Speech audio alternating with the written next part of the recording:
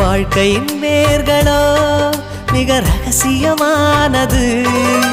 ரகசியம் காண்பதே நம் அவசியமானது.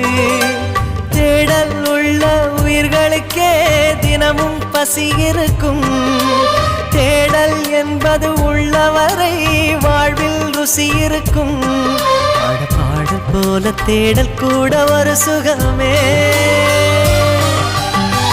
இசை பாடி வரும் இளம் காற்றுக்கு உருவமில்லை. காற்றலை இல்லை என்றால் ஒரு பாட்டொலி கேட்பதில்லை. ஒரு காலம் வருகையில் உள்ளம் கொள்ளை போகுதே. ஆனால் காற்றின் முகவரி கண்கள் அறிவதில்லையே. இந்த வாழ்க்கையே ஒரு தேடல் தான்.